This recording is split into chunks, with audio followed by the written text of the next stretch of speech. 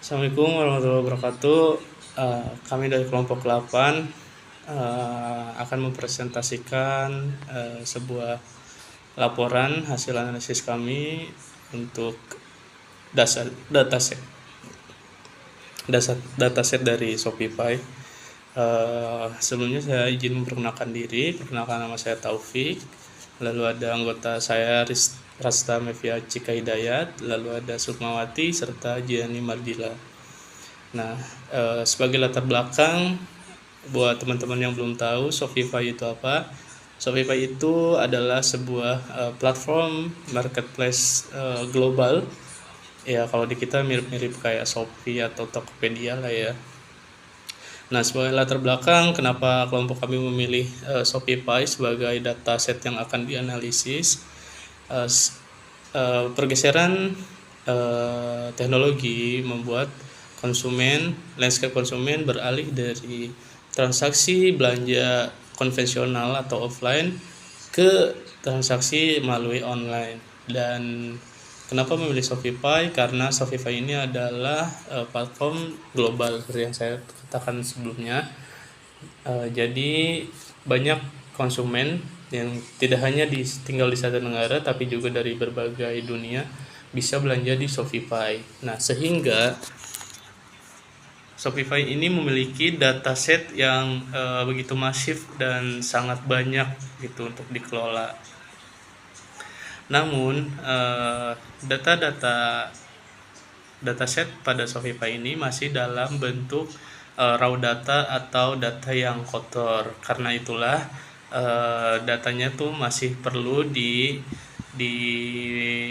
melalui proses pembersihan data atau data cleaning, dan juga agar datanya agar lebih terstruktur dan lebih mudah dipahami, sehingga dapat membantu perusahaan mengambil keputusan strategis ke depannya gitu. Kenapa perlu diberlakukan pembersihan data? Karena data yang mentah itu rentan mengalami anomali-anomali yang tidak diharapkan, seperti duplikasi, kehilangan nilai atau missing values, dan juga data yang terduplikat atau double data set gitu. Lalu tujuan analisis ini adalah ada 3 ya teman-teman. Yang pertama adalah untuk menjamin integritas dan validitas data penjualan. Jadi untuk membuat datanya itu lebih dipercaya dan valid gitu. Nah, yang kedua adalah melakukan pemetaan pola operasional dan perilaku pasar gitu, agar datanya bisa digunakan ke depannya sebagai langkah yang strategis bagi perusahaan. Dan yang ketiga adalah untuk kesiapan menyongsong machine learning atau kecerdasan buatan gitu.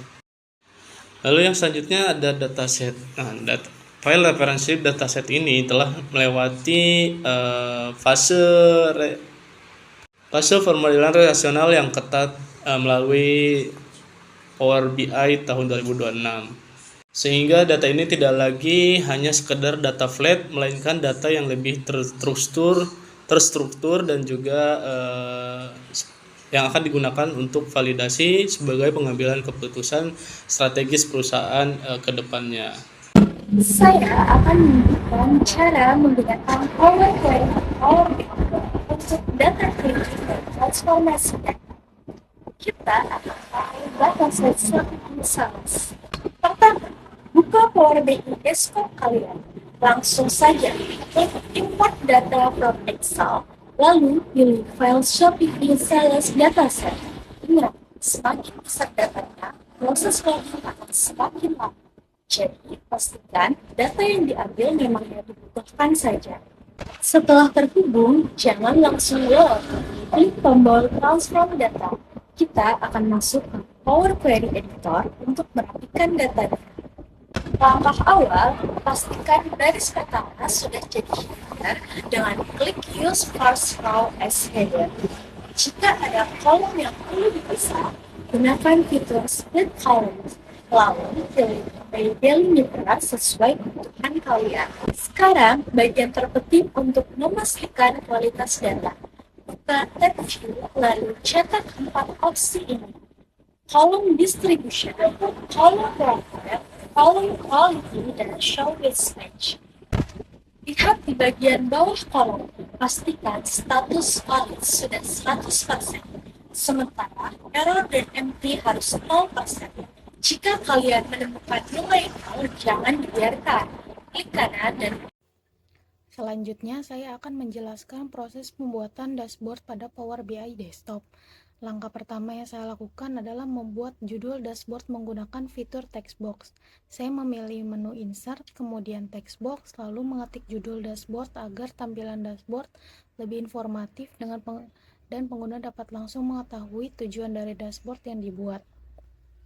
Setelah judul selesai dibuat, saya mulai mendapatkan visualisasi card digunakan untuk menampilkan informasi utama atau KPI. Pada dashboard card ini berfungsi untuk menampilkan nilai penting seperti total revenue, total profit, total order, dan rata-rata rating sehingga pengguna dapat melihat ringkasan data secara cepat tanpa harus membaca seluruh dataset.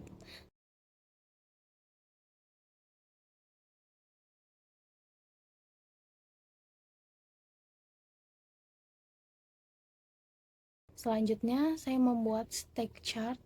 Visualisasi ini digunakan untuk membandingkan beberapa kategori sekaligus melihat komposisi data pada setiap kategori.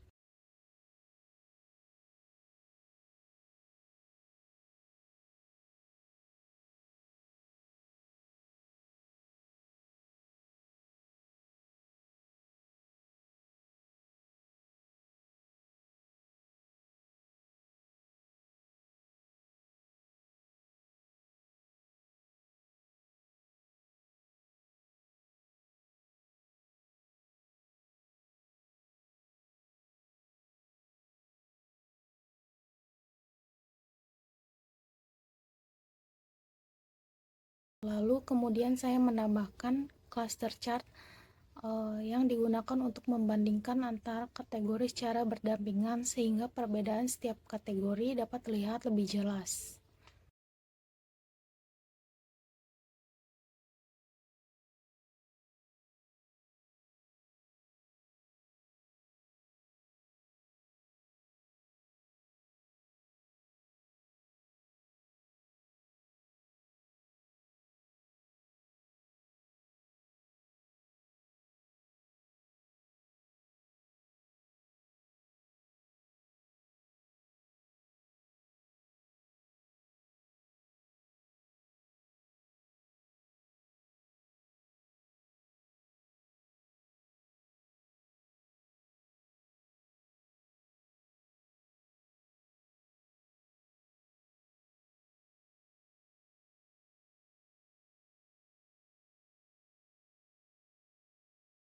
Setelah itu, saya membuat line chart. Visualisasi ini digunakan untuk menampilkan tren berdasarkan waktu.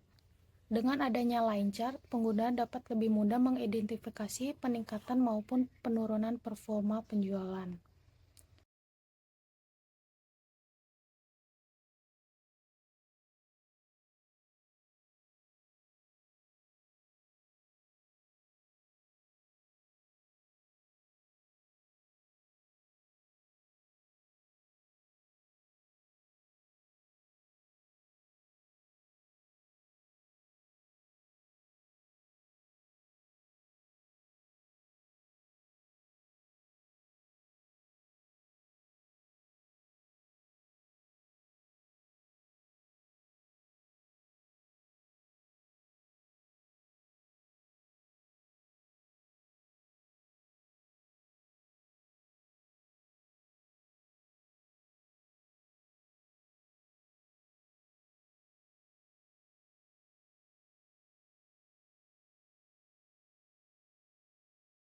Selanjutnya, saya membuat pie chart. Visualisasi ini digunakan untuk menunjukkan porsi atau persentase setiap kategori terhadap keseluruhan data. Dengan pie chart, pengguna dapat mengetahui kategori mana yang memberikan kontribusi terbesar maupun terkecil terhadap data yang dianalisis.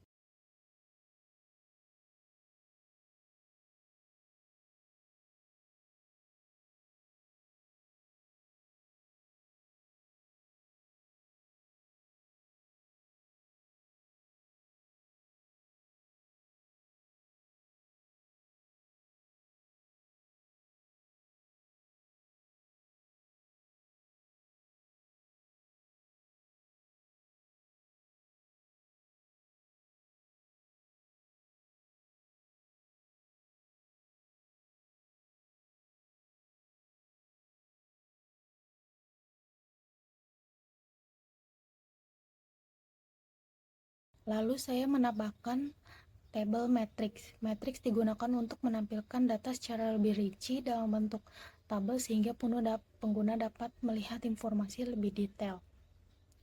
Matrix juga memudahkan pengguna apabila ingin melakukan pengecekan data secara langsung.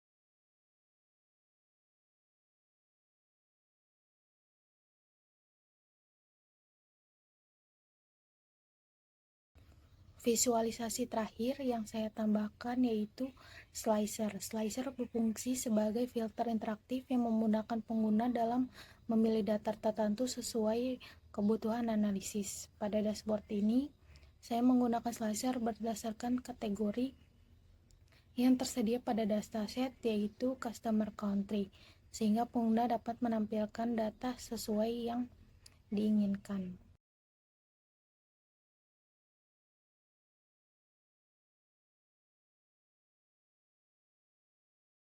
Setelah seluruh visualisasi selesai dibuat, saya menyesuaikan ukuran, posisi, dan tata letak setiap visual agar dashboard terlihat rapih, seimbang, dan mudah dipahami. Dengan susunan visualisasi yang baik, dashboard tidak hanya menarik secara tampilan, tetapi juga mampu menyampaikan informasi bisnis secara lebih efektif pada pengguna.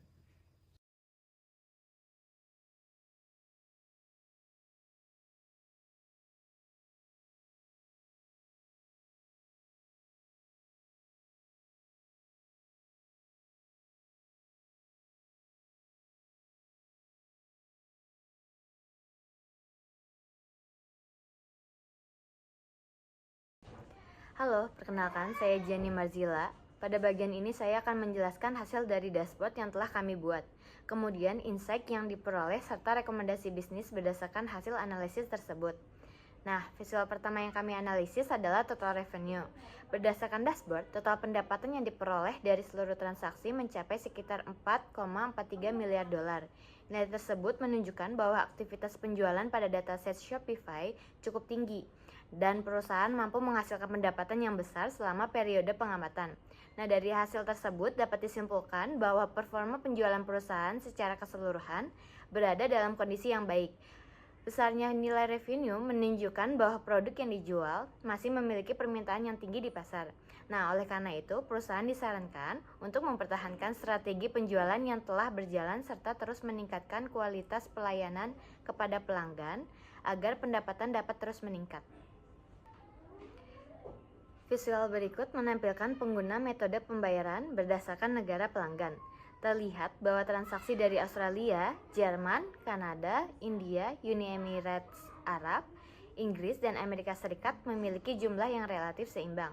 Nah, hal ini itu menunjukkan bahwa perusahaan telah berhasil menjangkau pasar internasional dan tidak hanya bergantung pada satu negara sebagai sumber pendapatan. Berdasarkan hasil tersebut, perusahaan dapat mengembangkan strategi pemasaran yang disesuaikan dengan karakteristik pelanggan di masing-masing negara sehingga potensi penjualan dapat terus meningkat.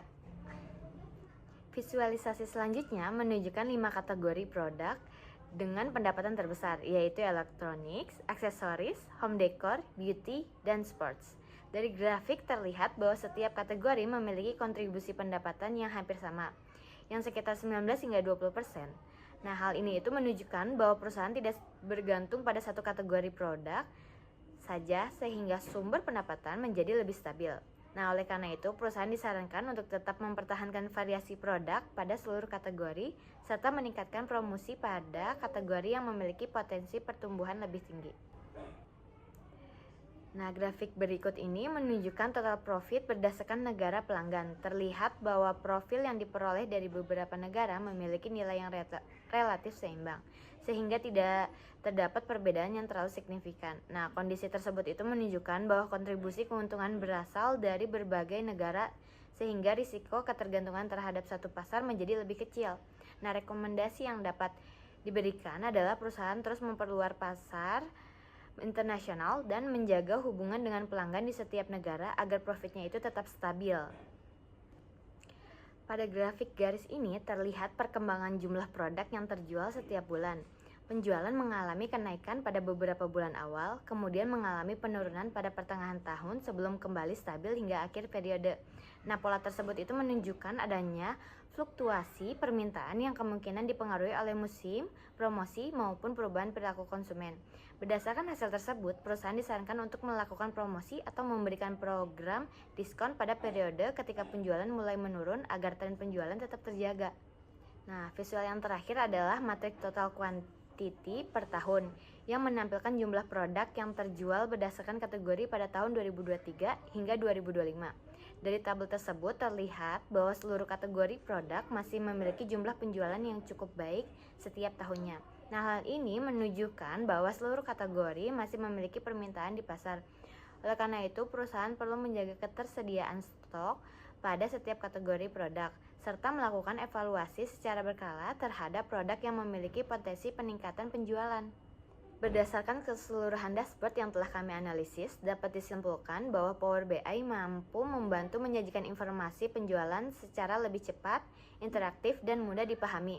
Melalui visualisasi ini, perusahaan dapat mengetahui kondisi penjualan, memahami pola transaksi pelanggan, serta menyusun strategi bisnis berdasarkan data yang tersedia. Dengan demikian, dashboard ini dapat menjadi salah satu pendukung dalam proses pengambilan keputusan yang lebih efektif. Terima kasih atas perhatian Bapak dosen dan teman-teman. Terima kasih. Selanjutnya saya akan menjelaskan tentang kesimpulannya. Sebagai kesimpulan, setelah melewati pemrosesan data melalui Power BI, dataset Shopify menghasilkan data atau informasi penting yang lebih mudah dipahami baik secara visual maupun secara deskripsi gitu. Berbagai visual menunjukkan relasi antara baik itu pendapatan, penjualan, pelanggan, kategori produk, serta perkembangan penjualan berdasarkan waktu. Lalu saran dari hasil analisis ini adalah agar kedepannya lebih baik, yaitu perusahaan diharapkan melakukan pembaruan data secara rutin agar dashboard yang ditampilkan selalu data terbaru seperti itu. Demikian presentasi dari kelompok 8, kurang dan lebihnya kami mohon maaf. Wassalamualaikum warahmatullahi wabarakatuh.